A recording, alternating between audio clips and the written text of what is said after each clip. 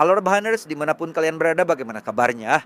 Kembali lagi bersama saya John. Spill in the House, sebuah film berjudul Assassin's Club tahun 2023 akan menceritakan tentang seorang eksekutor bayaran yang menerima satu kontrak paling menggiurkan sepanjang karirnya, di mana dia harus menghabisi 6 target sekaligus dengan imbalan miliaran. Tetapi baru belakangan dia sadar jika dirinya sendiri juga masuk dalam daftar buruan itu. Lalu, siapa sebenarnya dalang dibalik permainan maut yang saling mengadu para eksekutor ini? Seseru apa kisahnya? Yuk, langsung saja pasang handsfree, simetriskan posisi rebahan, kencangkan celana dalam, selamat menonton, dan cekicrot. Cekicrot.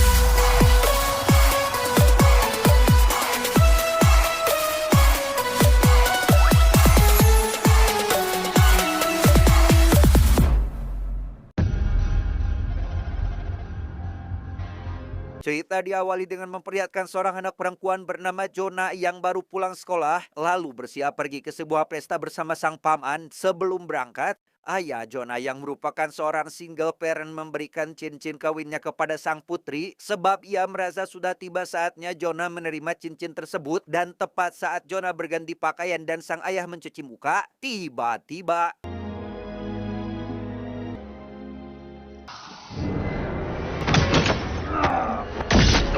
ya, seorang bersenjata masuk lalu menghabisi sang ayah tepat di depan mata kepala Jonah sendiri. Melihat hal itu, Jonah yang juga tertembak di bagian bahu pun langsung berlari ke arah sang paman untuk meminta perlindungan.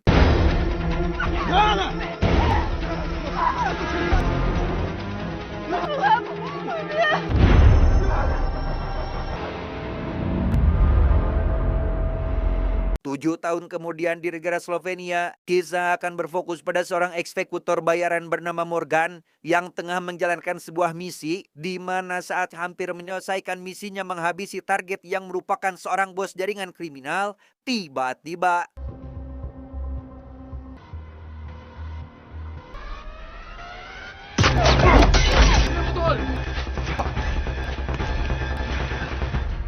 apa yang terjadi dan siapa yang menembaknya? Si target yang mengetahui dirinya sedang diburu pun langsung memerintahkan anak buahnya untuk menyerang Morgan sehingga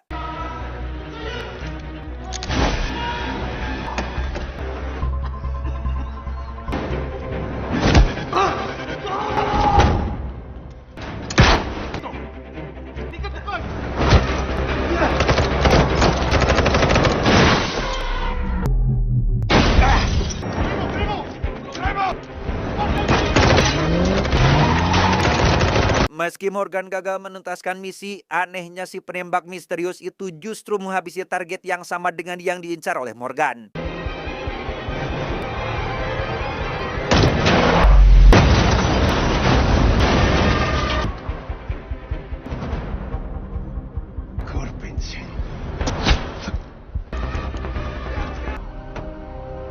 Dan inilah Assassin's Club.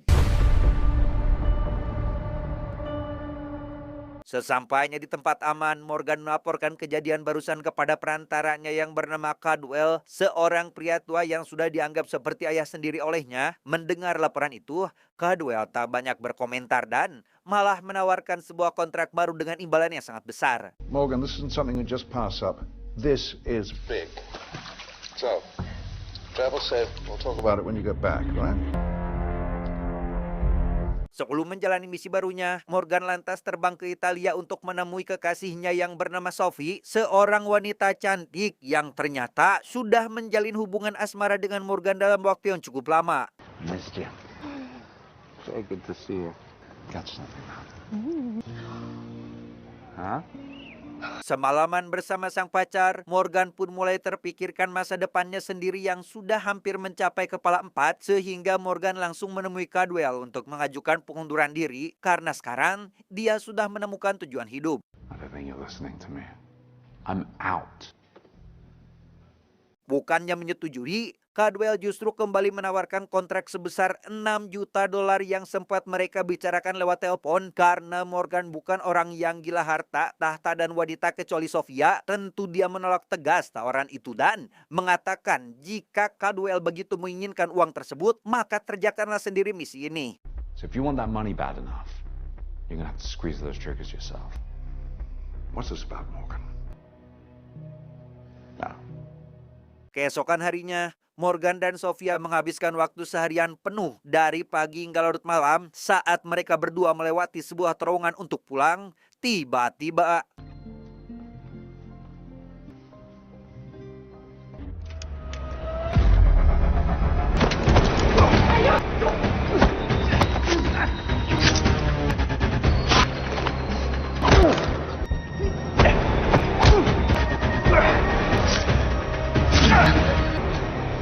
beres menghabisi si penyerang, Morgan pun langsung menggeledah dan memotretnya. Di mana Sophie yang kaget dengan apa yang terjadi pun meminta Morgan untuk segera menghubungi polisi saat itu juga.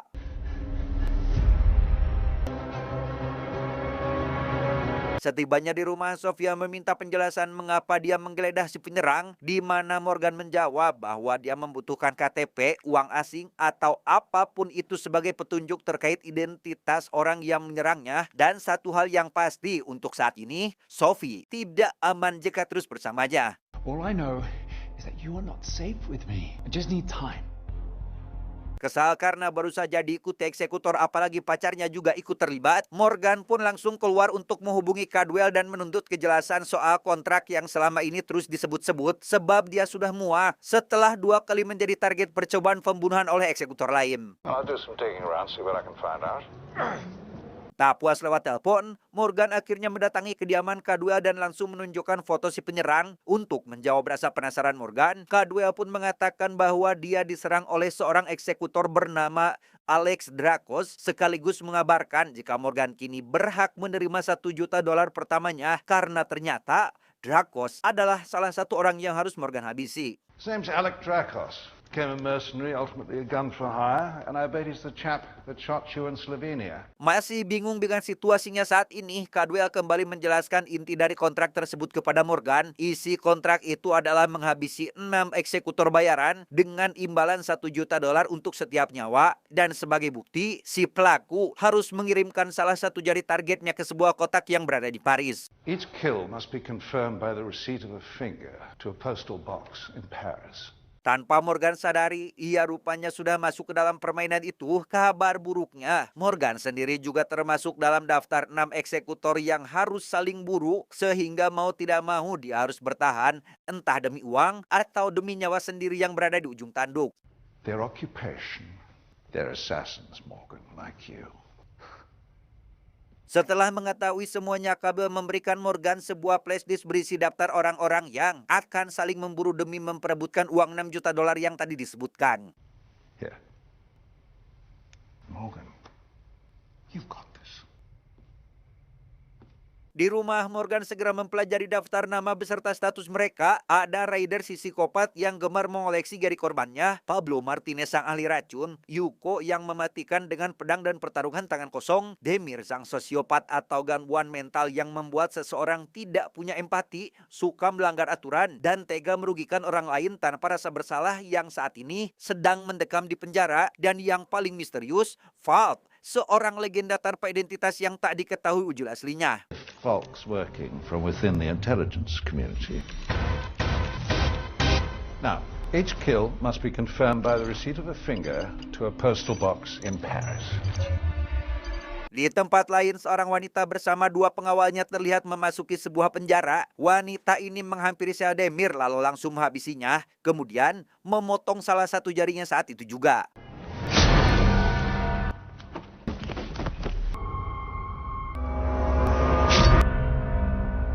Di sisi lain terlihat inspektur polisi Prancis bernama Leon yang bertugas mengumpulkan jari para korban untuk diserahkan ke ahli forensik untuk mengidentifikasi identitas dari pemilik jari tersebut. Pierre, j'ai un petit cadeau pour toi. Merci, inspecteur Léon. Selanjutnya Leon menemui atasannya sekaligus otak dari operasi ini yang tiada lain adalah Jonah dewasa, dan disinilah letak permainan sesungguhnya. Pihak kepolisian sengaja membuat para eksekutor saling memburu satu sama lain sehingga setelah semuanya habis dan tersisa satu pemenang, mereka tinggal menangkap yang terakhir bertahan tanpa perlu turun tangan langsung dengan iming-iming imbalan palsu yang tak akan pernah benar-benar dibayarkan. $6 million. Your boss said Dad would lure them out. Now where are they? Her plan takes time. Setelah menemui Jonah dan akan pergi ke suatu tempat, Leon tidak sadar bahwa dari kejauhan Morgan mulai mengikutinya secara diam-diam dan ketika Morgan menghentikan mobilnya, tiba-tiba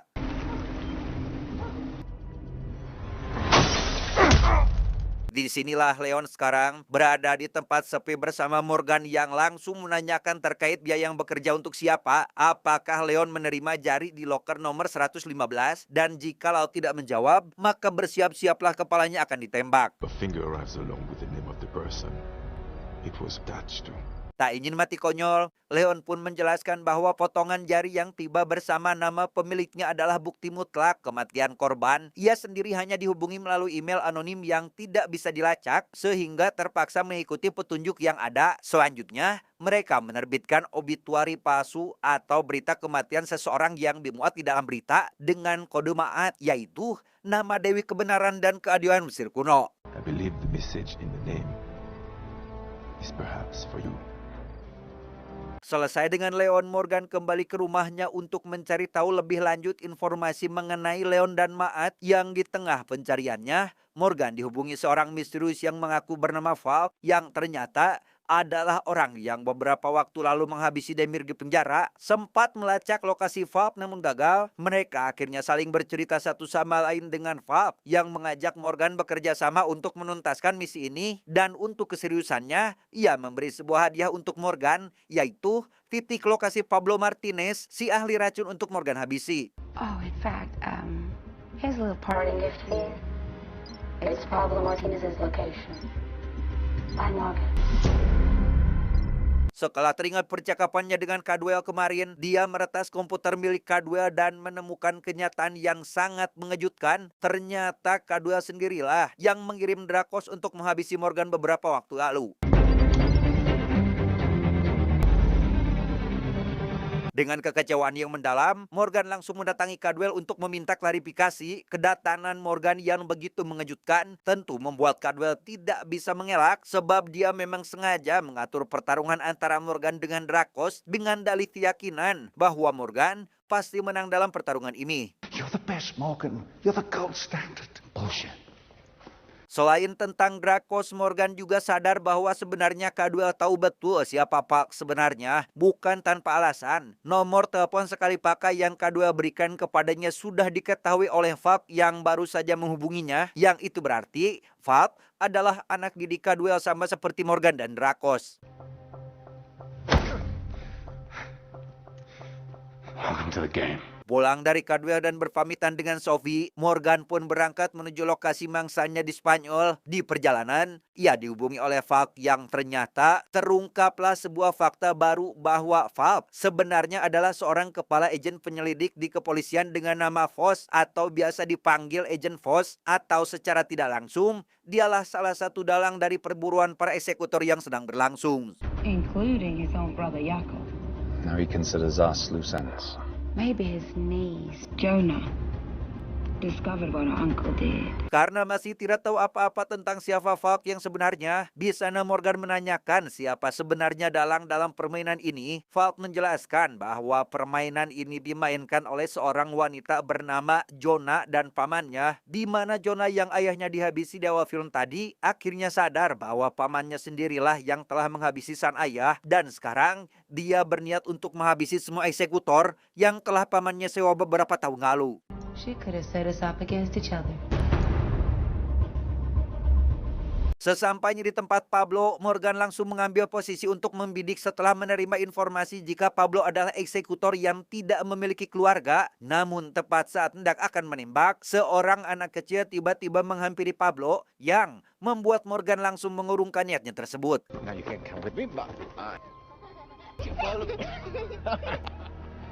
Tanpa menunggu waktu lama, Morgan menghampiri Pablo secara langsung. Pablo yang mengira Morgan seorang pencuri justru mempersilakannya mengambil barang apapun yang ada di dalam rumah asalkan tidak menyakiti dirinya dan sang anak. Dan karena kehadiran si bocah, maka pembicaraan Morgan dan Pablo pun dilanjutkan di dalam rumah dengan sang anak yang juga ikut bersama mereka. What about that job? Tell me about it. Daddy, you said 10 minutes for ice cream. yes, honey. Daddy's coming. Please.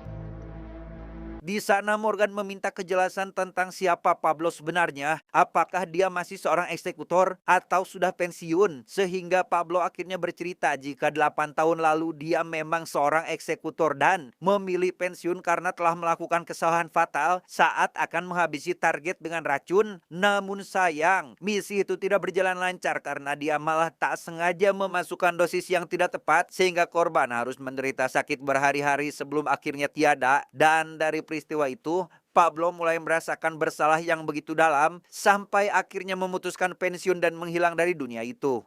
After that, I disappeared. I was done.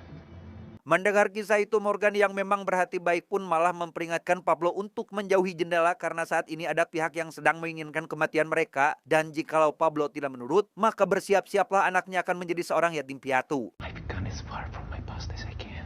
Your past has caught up with you. They're coming. Ketika malam sudah semakin larut, seorang wanita yang tiada lain adalah Yuko benar-benar datang ke rumah Pablo. Morgan yang sudah tergerak hatinya pun memilih membantu Pablo untuk melawan Yuki sehingga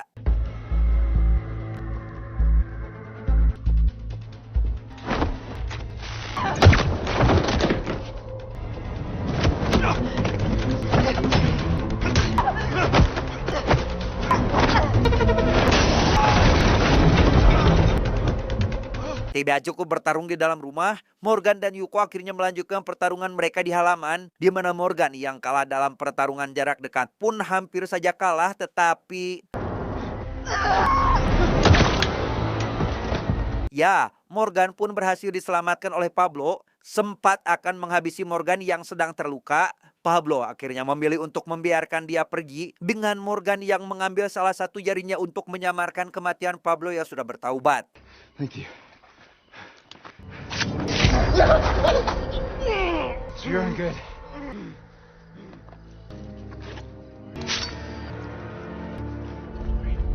Baru saja memasuki mobil untuk pulang, Morgan malah mendapati Raider memasuki apartemen lewat kamera pengawasnya, sehingga Morgan langsung tancap gas untuk segera kembali saat itu juga. Sementara itu di rumah Caldwell, di tengah tidurnya ia terbangun karena sebuah suntikan kecil dari seseorang. Ternyata itu adalah Falk yang meminta Caldwell untuk menyerahkan seluruh data pribadinya dan Morgan, yang jika tidak, maka jangan harap Caldwell akan bangun untuk menikmati mentari pagi. Morgan Gaines. I want his file. And mine. You already have his file. You hacked my computer. I have the official file. Seperti yang sudah diduga, rupanya Fox sama seperti Morgan, yaitu merupakan murid Caldwell yang pertama. Namun satu hal yang tak disadari Fox adalah Caldwell diam-diam juga menyiapkan data pribadi Fox untuk dikirim ke Morgan sebelum Fox menghapus permanen file tersebut.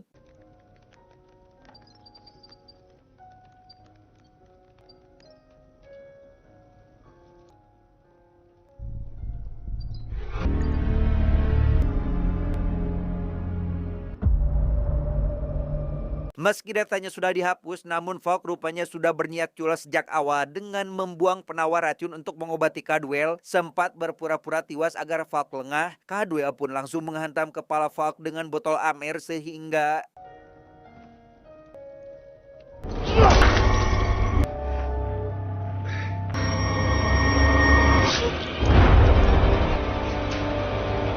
pagi harinya, rumah Caldwell sudah dipenuhi oleh polisi untuk mengidentifikasi penyebab kematian Caldwell, di mana Morgan yang mengetahui hal itu pun sangat terkejut karena mentor sekaligus orang yang sudah dianggap sebagai ayah telah tewas dengan cara yang mengenaskan. Who's this? Setelah itu Morgan kembali mendapatkan telepon dari Falk yang tiba-tiba membongkar kehidupannya yang dulu. Karena Falk mengungkit masa lalunya, ia pun marah dan mengirim data pribadi ke Falk untuk mengancamnya agar dia tidak mengganggu hidupnya lagi. Di mana Falk yang malah mengancam balik pun mengirim Raider yang akan menghabisi orang terdekat Morgan, yang tiada lain adalah Sophie. Ryder will take care of her. He got good taste. Mengetahui hal itu, Morgan pun panik dan langsung menghubungi Sophie, memintanya segera pergi menuju lokasi yang aman. Sayangnya Sophie terlambat sebab Raider sudah lebih dulu tiba di sekolah tempat Sophie berada, sehingga Sophie hanya bisa berlari dan bersembunyi dari kejaran psikopat tersebut. What do you mean someone's coming for?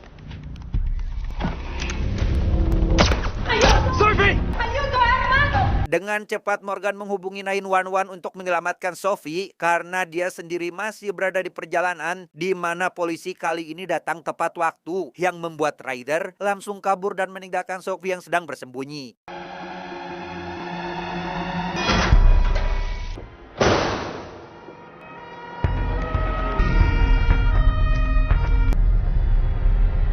Setibanya di rumah, Sophie meminta penjelasan terkait apa yang sebenarnya terjadi. Morgan pun akhirnya mengaku bahwa dulu dia adalah seorang militer yang mengabdikan dirinya pada masyarakat. Setelah meninggalkan masa lalunya, ia malah bertemu dengan Caldwell, melatihnya menjadi pembunuh bayaran seperti sekarang. Tapi setelah adanya Sophie, Morgan berniat untuk berhenti karena ingin memulai hidup baru sampai sebuah insiden tak terduga menjebaknya untuk terus menuntaskan misi saling berburu para eksekutor. Over the years, I became numb.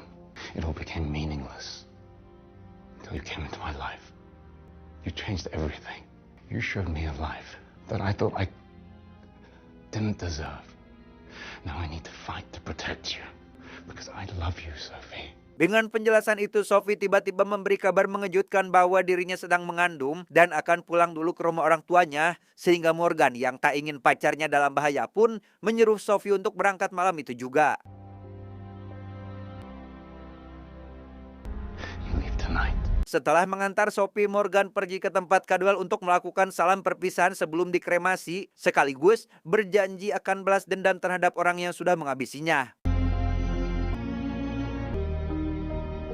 Keesokan harinya, Morgan yang sudah mengetahui lokasi persembunyian Ryder pun langsung mendatangi tempatnya. Dia mana Ryder yang sedang tidak berada di sana, membuat Morgan bisa lebih leluasa untuk bersiap memberikannya serangan kejutan.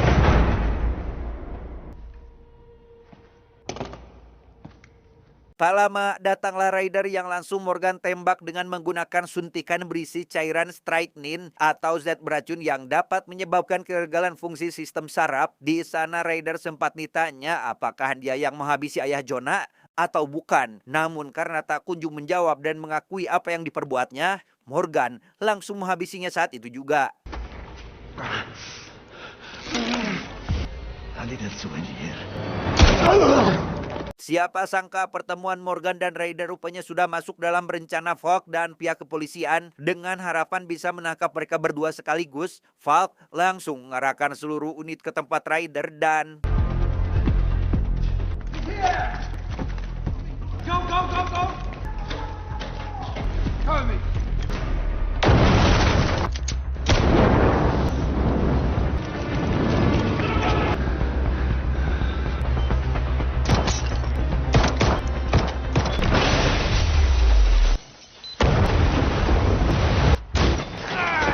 Setelah aksi nekat melompat lewat jendela, Morgan kemudian mengambil salah satu mobil medis untuk melarikan diri sehingga...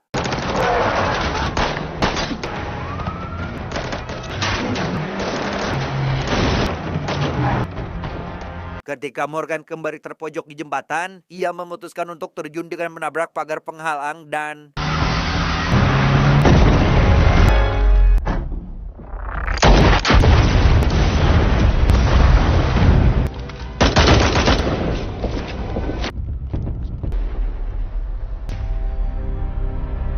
Malam harinya, Morgan yang selamat pun kembali mendatangi Inspektur Leon yang tengah merenung sendirian sambil memandangi indahnya cahaya rembulan yang memantul di kepalanya yang mengkilap bagaikan kepala Saitama. Di mana Morgan membongkar latar belakang Falk yang sebenarnya, jika Falk adalah atasan Leon sendiri yang memanfaatkan Leon, seorang penjahat sejati sekaligus eksekutor paling kejam, misterius, tidak pandang bulu, dan tentunya sangat berbahaya. You're gonna help me whether you like it or not.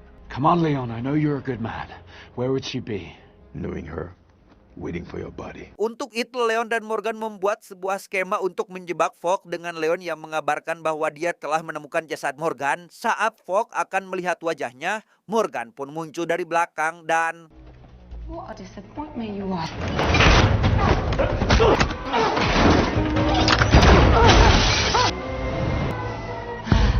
Tidak sempat memastikan Falk benar-benar tewas karena pihak kepolisian mulai berdatangan. Morgan pun bergegas pulang dan membersihkan diri dari lukanya akibat pertarungan barusan.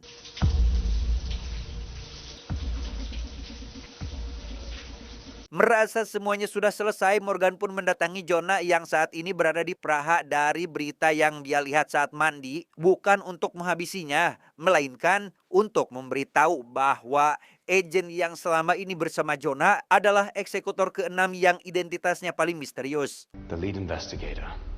Do you know who she was? Agent Voss. Not the name she gave you, who she was. You handed those files over to Falk. That's the woman that killed your father. Fakta yang Morgan sebutkan tentu saja membuat Jonah sangat terkejut. Bagaimana tidak, orang yang selama ini ia buru justru adalah orang yang paling dekat dengannya dan membantu proses perburuannya. Namun meski begitu, Jonah cukup lega saat mendapat kabar bahwa Falk atau yang ia kenal dengan sebutan Agent Voss rupanya sudah tewas karena serangan jantung yang padahal Morgan sendirilah yang baru saja menghabisinya.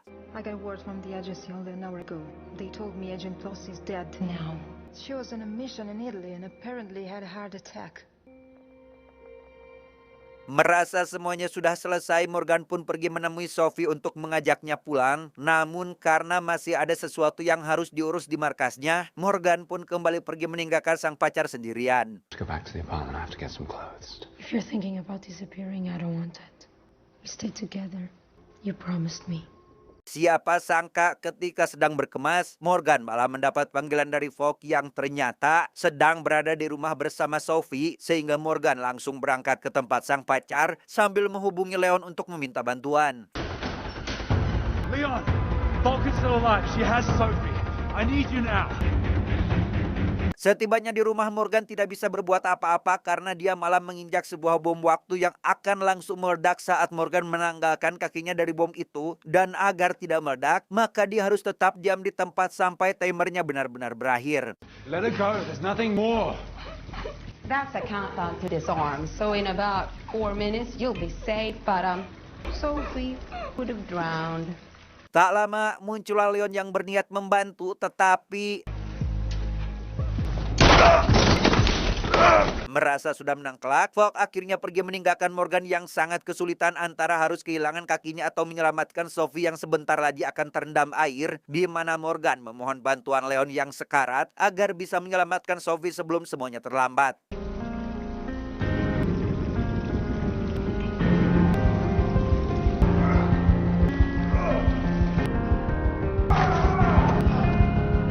Tepat setelah Leon berhasil menyelamatkan Sophie, timer pun akhirnya berakhir yang membuat Morgan bisa bergerak lebih bebas. Beres memastikan pacarnya selamat, Morgan dengan cepat keluar dari rumah dan menyusul Falk untuk menghabisinya dan...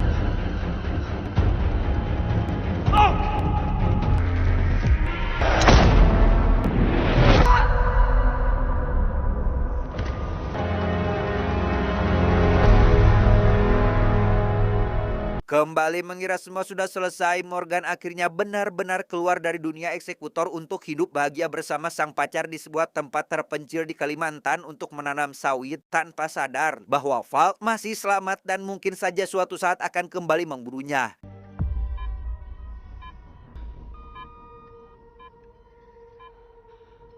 Tamat, ending yang sangat membagongkan.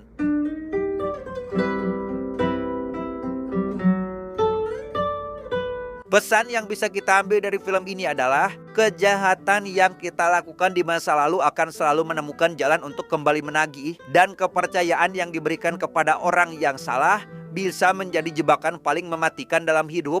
Ingat, jika Rebahaners mempunyai request atau rekomendasi film bagus yang ingin dibahas, langsung saja tempel di komen dan jangan ragu-ragu untuk melakukannya. Saya John mewakili jajaran direksi yang bertugas mengucapkan terima kasih dan sampai jumpa di video selanjutnya. Adios, cincin kawin isi cilok. Cuau, cuau.